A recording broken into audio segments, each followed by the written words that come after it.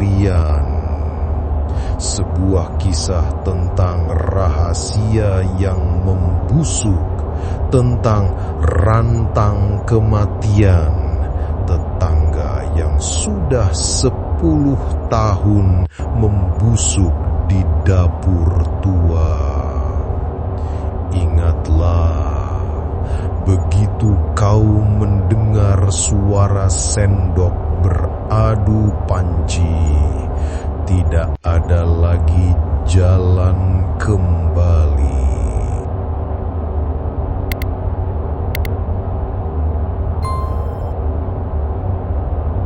Udara malam di desa Sidmulia selalu berat. Kau bisa merasakannya begitu langkahmu melewati jalan tanah yang dipenuhi dedaunan gugur.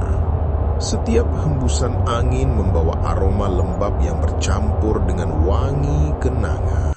Pekat, menusuk, seperti asap dupa yang tidak pernah padam.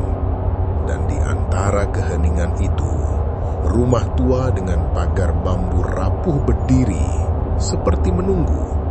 Tak pernah benar-benar mati, tapi juga tak pernah hidup. Tommy dan Risa tiba di sana setelah matahari lenyap di balik bukit. Mereka tak punya pilihan lain. Kontrakan murah ini adalah satu-satunya tempat yang bisa ditinggali setelah bisnis mereka ambruk. Kau tahu, tempat ini seolah menelan siapapun yang datang, menyapamu dengan keheningan panjang, menekan dadamu hingga sulit bernapas. Malam pertama berlalu dengan gangguan kecil, suara ranting patah, langkah samar di halaman, dan bisikan yang nyaris tak terdengar. Kau sudah pulang. Namun mereka menganggap itu hanya ilusi. Hingga 2 malam kemudian, ketukan itu terdengar pelan, ritmis, seperti sendok memukul logam. Tok, tok, tok. Risa yang membukakan pintu. Di sana berdiri seorang perempuan dengan kebaya coklat tua, wajah pucat, tubuh kurus. Tangannya gemetar saat menyodorkan sebuah rantang kaleng lusuh berwarna hijau. Senyumnya kaku, matanya sayu, seolah ada sesuatu di balik kelopak yang tak pernah terpejam. Masakan kampung, nak. Makanlah, biar kalian betah di sini. Suaranya datar, seperti bergema dari sumur tua. Kau bisa membayangkan bagaimana aroma itu memenuhi ruangan ketika rantang dibuka.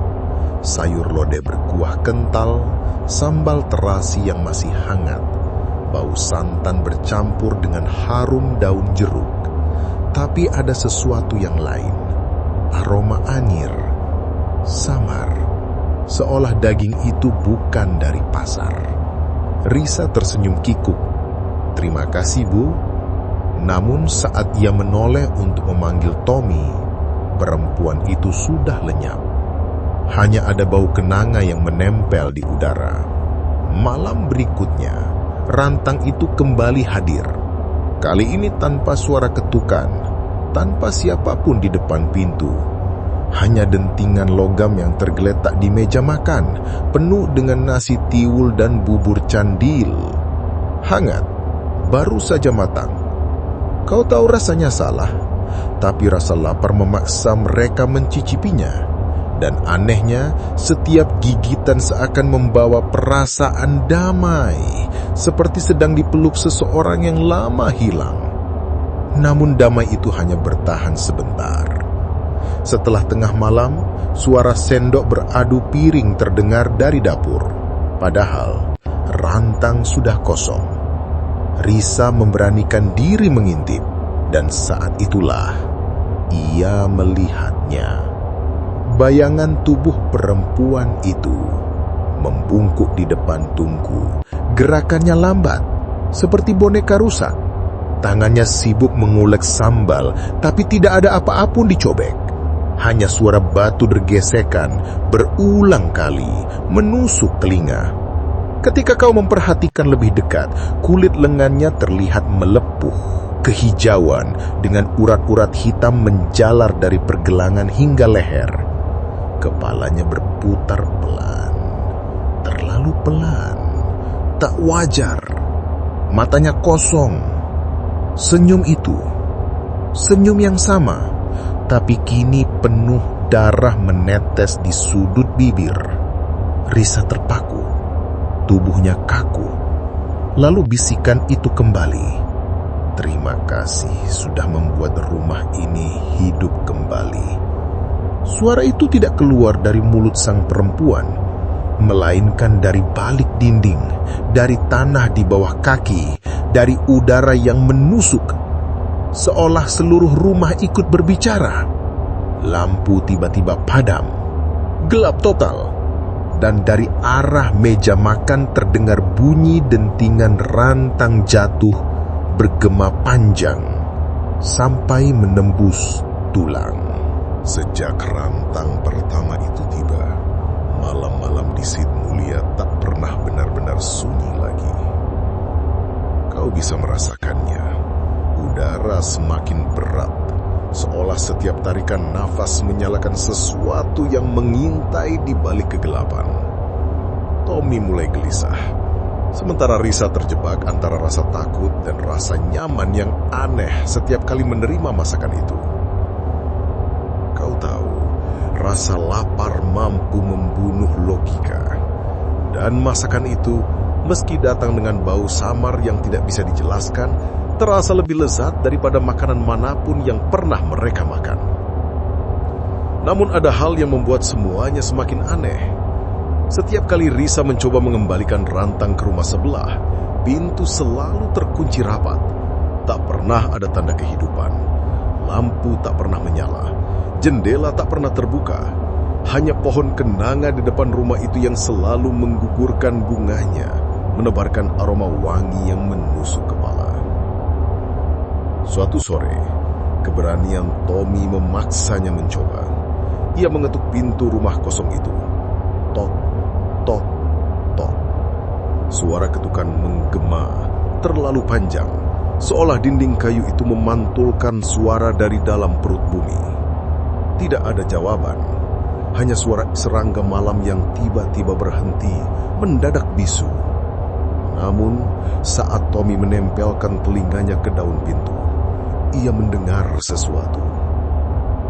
Suara sendok beradu piring, suara air mendidih, dan sebuah suara wanita bersenandung lirih tanpa lirik, hanya gumaman yang menusuk jiwa. Tommy mundur, tubuhnya gemetar. Ia tahu tidak ada yang mungkin tinggal di dalam sana. Tetangga bilang rumah itu kosong 10 tahun. Dan Bu Sarina sudah lama mati. Malam itu, rantang kembali hadir di meja makan mereka. Tetapi kini ada sesuatu yang berbeda. Ketika rantang dibuka, nasi di dalamnya masih mengepul hangat. Namun di atas nasi itu tergeletak sehelai rambut panjang, hitam kusut, menempel pada butir nasi yang lengket. Risa menelan ludah, hatinya bergetar. Tapi anehnya, ia tetap memakannya, seolah ada sesuatu yang mendorong dari dalam tubuhnya sendiri. Kau mungkin pernah merasakan perasaan seperti itu. Saat engkau sadar sedang melakukan hal yang salah, tapi tak mampu berhenti. Malam semakin dalam. Risa terbangun oleh suara langkah sandal yang menyeret di teras. Pelan, sangat pelan. Ia menggenggam tangan Tommy, memaksa suaminya ikut mendengar. Dentingan itu berhenti tepat di depan pintu. Mereka menahan nafas.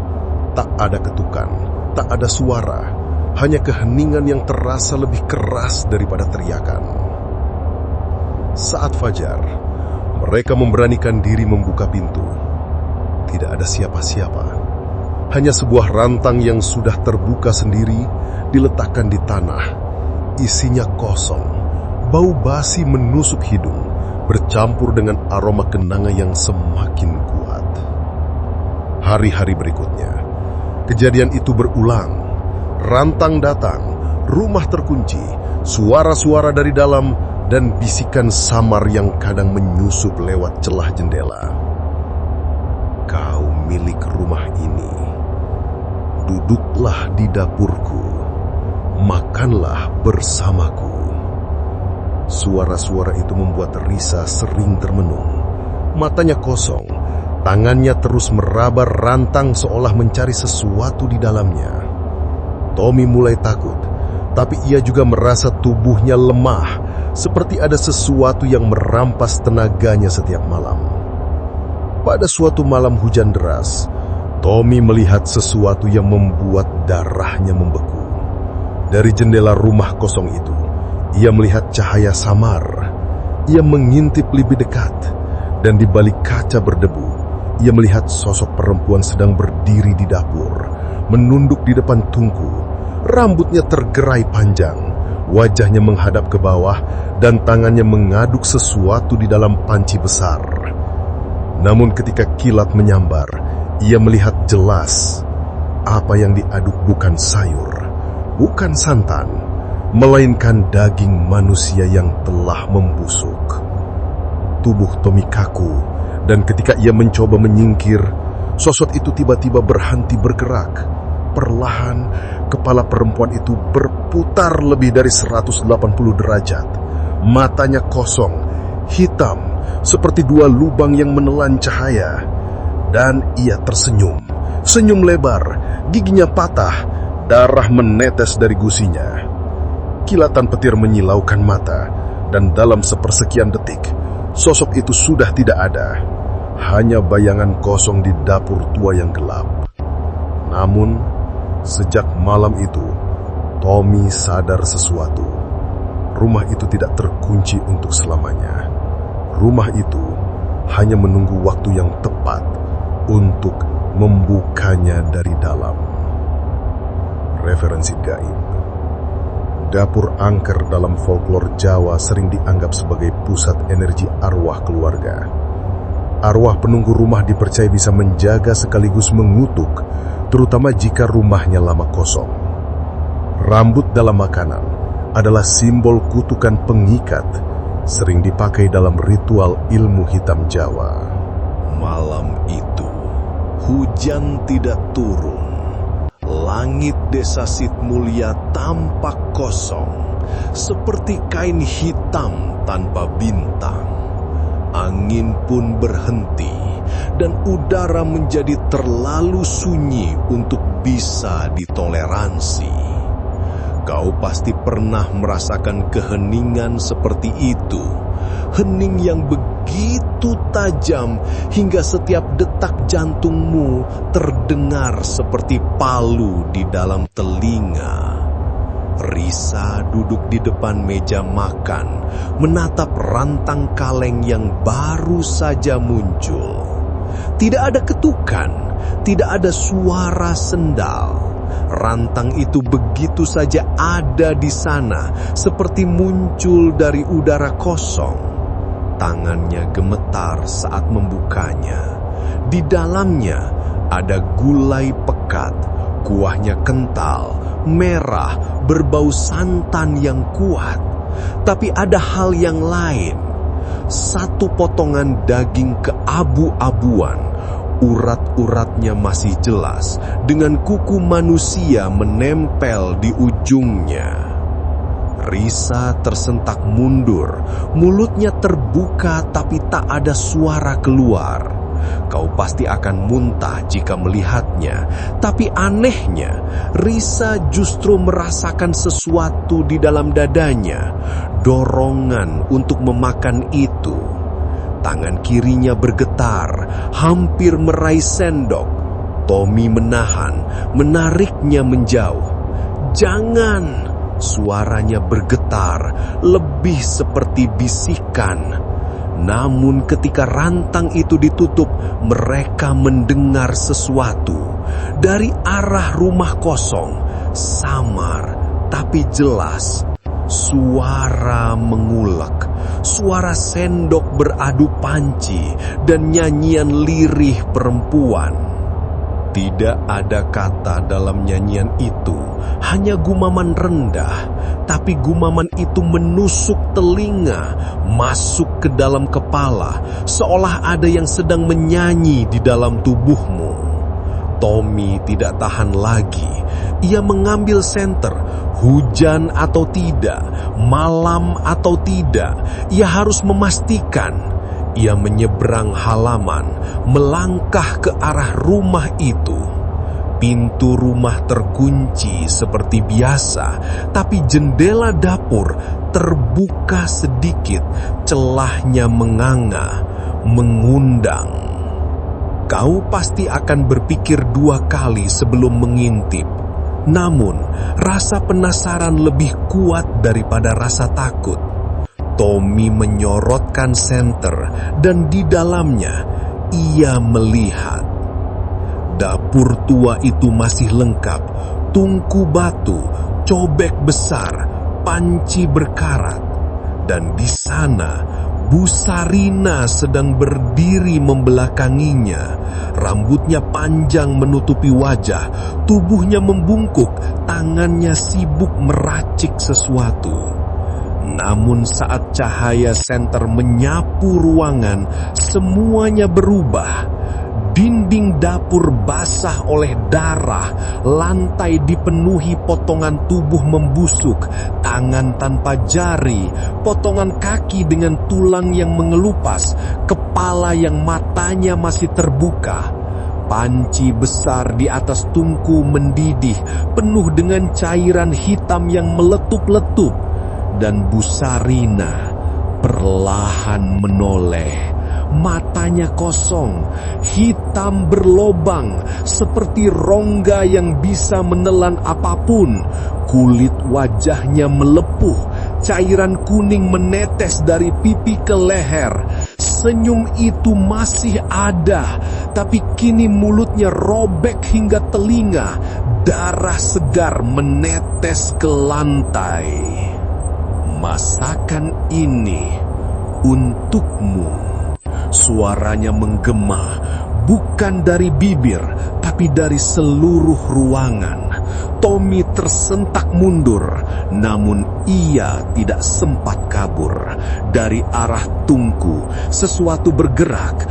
Bayangan-bayangan hitam keluar dari panci, berbentuk seperti tangan, merangkak di lantai, berusaha meraih kakinya. Tommy berlari sekuat tenaga kembali ke rumah kontrakan.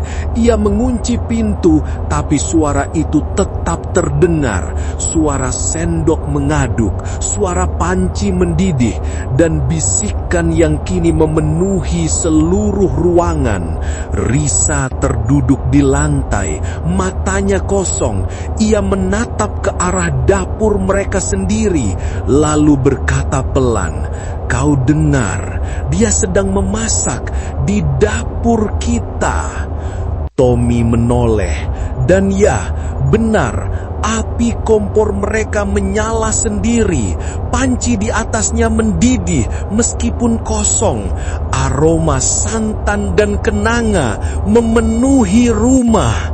Lalu sebuah bayangan melintas cepat di belakang mereka, terlalu cepat untuk bisa ditangkap mata, dan suara itu datang lagi, dekat sekali, tepat di telinga. "Duduklah, makanlah, jangan pernah pergi." Lampu berkelip, rantang kaleng di meja tiba-tiba jatuh, menumpahkan isi gulai.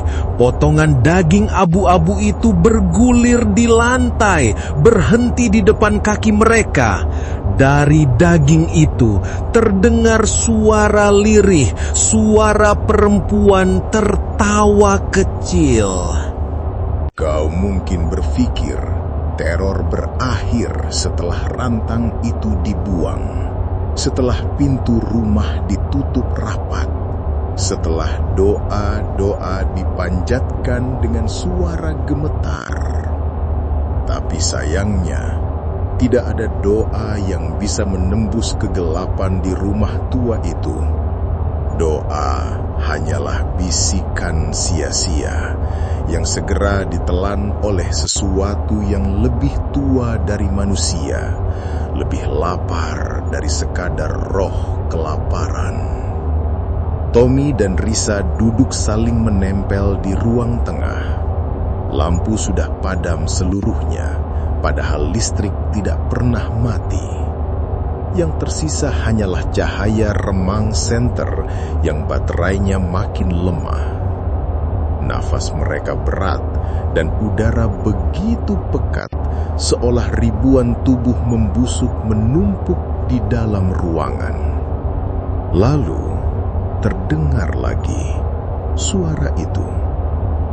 Makanlah, makanlah, duduklah bersama kami.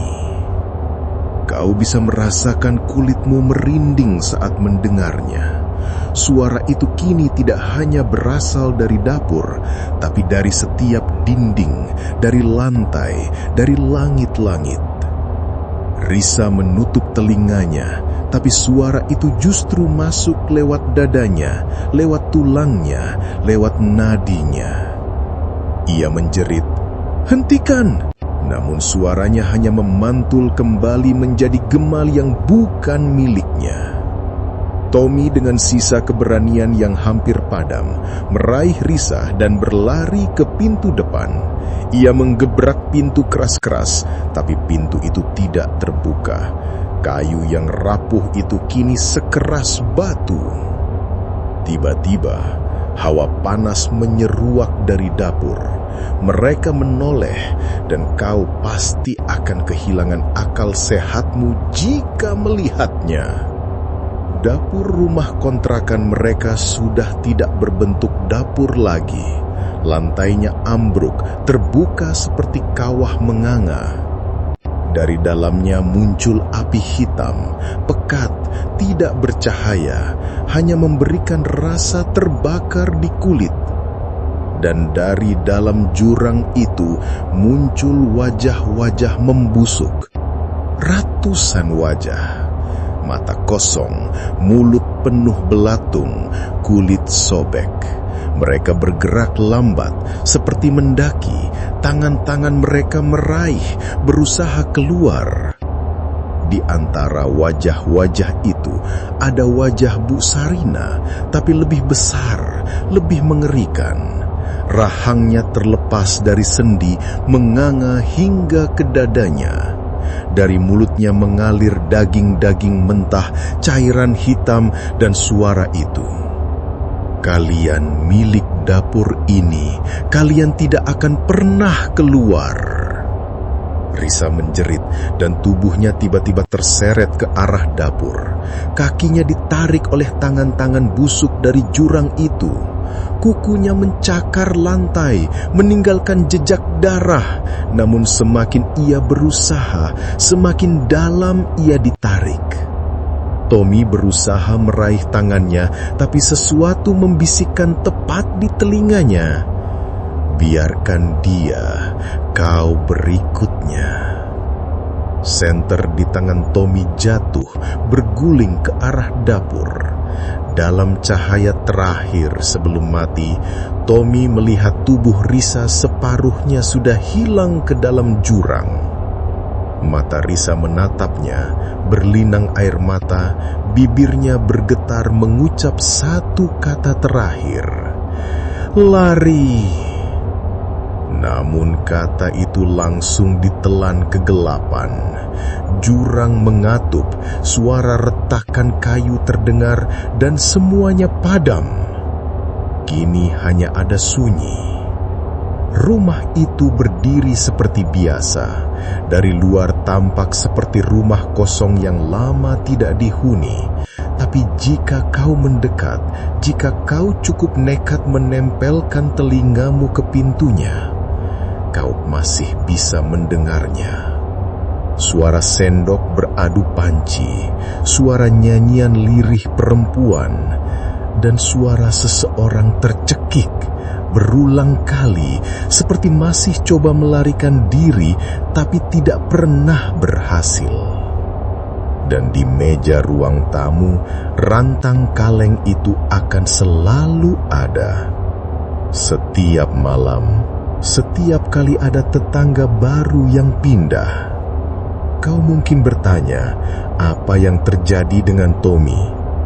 Tidak ada yang tahu, tapi kadang saat malam terlalu sunyi, orang-orang mendengar langkah kaki pria di lorong rumah itu, berat, menyeret, seperti tubuh yang sudah tidak sempurna. Dia tidak lagi berlari. Dia kini duduk di dapur bersama mereka yang lain. Tidak ada akhir, hanya jurang kegelapan yang menelan segalanya. Kau telah menyaksikan kengerian dari rantang kematian. Apakah kau berani membuka dapurmu malam ini?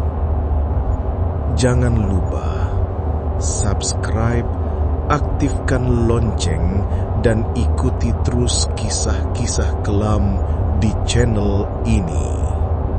Gelap nyawa, tempat di mana cahaya tak pernah pulang.